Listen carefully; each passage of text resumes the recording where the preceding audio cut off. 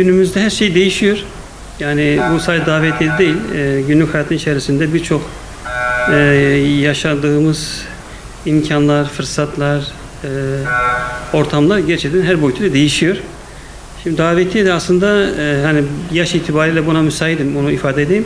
Davetiye olayı 80'li yılların sonu, 90'lı yılların başında günlük hayatımıza girdi. Yani mesela ben Batmanlıyım. Batman'da davetiye olayı bizim çocukluğumuzda yoktu. Ama 80'li yılların sonu, 90'lı yılların başında, hatta ilk davetiyi gördüğümde işte düğünümüze davetlisiniz derken yani sanki biz yabancı mıyız, böyle bize davetiye veriyorsun, bir hani sanki yabancılara veriyormuş gibi bir intibayla bakıyorduk davetiye. Yani davetiye gerek yok, biz zaten geliyoruz şeyi vardı. Neden? Çünkü o dönemlerde toplum arasındaki dayanışma olsun, haberleşme olsun, belki bugünkü gibi yaygın değildi ama herkes birbirine haberdardı. Yani bir düğün mü var, taziye mi var, haberdar olurduk.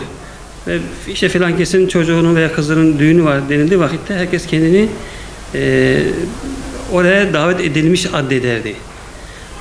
Şöyle bir şey olurdu aslında o dönemlerde. Mesela birilerinin gelmeme durumu var ise, ya bu küskünlük olur, dargınlık olur, bir mesele var ise ona özel gidilirdi. Yani size ricam bugün düğünümüze gelin şeklinde bir davetiyede bulunurdu o zamanlarda. Yani böyle hani herkese davetiye verelim, davetiye verdiklerimiz gelsin şeklindeki bir yaklaşım yoktu. Ben de mesela 95 yılında evlendiğim vakit davetiye basayım mı basmayayım mı şeyine girdim, yani ikilemine girdim. Neden? Çünkü zaten çevremizi tanıyor. Düğünümüzü de öğrenmişlerdir. Gelirler yani şeyi vardı. Ama sembolik de olsa bir miktar davetiye bastım. Çevreme dağıttım işin doğrusu. Ama o gelgiti yaşadım harbi söyleyeyim. Ama şimdi aradan yaklaşık 30 sene geçti. Dediğiniz gibi birçok şey toplumda değişiyor. Davetiye de bunlardan bir tanesi. Yani ben o günkü şartlarda davetiyeyi garipserken şimdi dediğim gibi WhatsApp ortamında sosyal medya görseliyle işte düğünümüze davetlisiniz şeklinde bir yaklaşım var, bir tercih var artık. Tabi burada gittikçe bizim toplumsal bağımızın zayıfladığını, ilişkilerimizin zayıfladığını gösteriyor. Yani işte davetiye gelirse o zata veya şahsa düğüne icabet eder, gelmezse icabet etmiyor. Hatta daha vahimi söyleyeyim, onun dışı gibi oluyor da bazen mesela bir taziye oluyor, bir cenaze oluyor. İşte çevreden kimi insanlara söylüyorum, hadi beraber gidelim cenazeye ve taziye. Ben gitmem. Niye gitmezsin? Yani Müslüman kardeşlerimiz. O benim işte cenazeme gelmedi, taziyeme gelmedi, ben de gitmem. Yani maalesef bu kadar kötü bir pozisyona düştük. Yani o gelmedi, ben de gitmem yaklaşımı. Bu taziyede oluyor, cenazede oluyor ve düğünde oluyor. Oysa ki erdemli bir Müslüman kitle bu tür şeylere takılmayan bir kitledir. Tabi bu sektöre yansıyor. Yani daha önce 300-500 bin tane davetiye basılırken şimdi sembolik olarak 50 tane, 100 tane, hadi en fazla 200 tane basılıyor ve geri kalan şey üzerinden dağıtılıyor. Yani sosyal medya üzerinden davetiye ulaştırılıyor. Sosyolojik olarak toplum çok değişiyor. Çok çabuk farklı şeylere, yeni şeylere adapte oluyor. Kız isteme olayı olacak. Bununla ilgili salonlar artık var maalesef.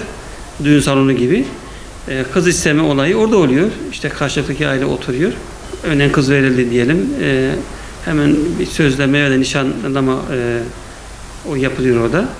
Yani artık evlerimizi birbirimize kapattık maalesef.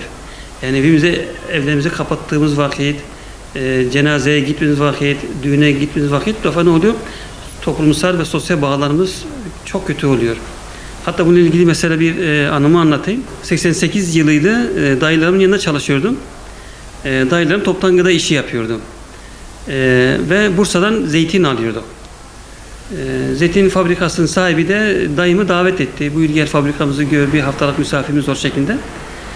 Ve dayım gitti. Bir hafta falan kaldı Bursa'da. Tabii biz de heyecanla bekliyoruz. Gelip bize bir şeyler anlatacak şekilde neler ne olmuş, neler bitmiş. Dayım geldiği vakit işte anlatıyor, işte fabrika temizliği güzeldi, işte şöyleydi, böyleydi. Çok iyi davrandılar, gezdik dolaştık derken ama dedi bir eksikleri vardı yani. Tabii dayı neydi eksikliği yani sordum. Ya akşam olunca bizi otele bırakıyorlardı.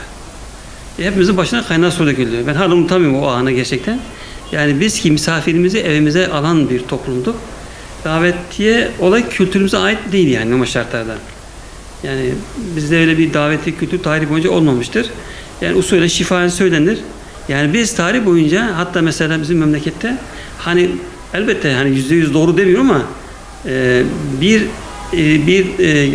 bir akrabaya gittiği vakit çat kapı giderdi. Hemen ev ortamı toparlanır, misafir ortamına hazırlanır, çaylar, ikramlar hazırlanır böyle. Zaten psikolojik olarak biz her an misafir gelir şeyi vardı bizde zaten toplumda. Her an misafir çat kapı gelebilir. O pozisyondayız. Ve hiçbir zaman da işte müsaitseniz geliyoruz demezdik yani. Hemen zaten ev ortamı düşün. Şimdi sosyal medya hakikaten de çok etkili oldu. İnsanlar kendilerini, çocuklarını, ailelerini, yediklerini, içtiklerini her şeyi paylaşıyor beğeni almak için. Halbuki bizim için en güzel beğeni yani bu geleneklerimize var. Allah'ı razı etmektir. Yani aslımıza dönmemiz gerekiyor. Bu şu anlama gelmiyor. Yani biz işte sosyal medyayı görmezden gelelim, değerlendirmeyelim, istifade etmeyelim, tamamen kapatalım demiyorum. Ama kendimizi o kadar da kaptırmayalım. Bizim sosyal ilişkilerimiz, birebir ilişkilerimiz sosyal medyadaki ilişkilerden çok daha bereketli, daha hayırlıdır.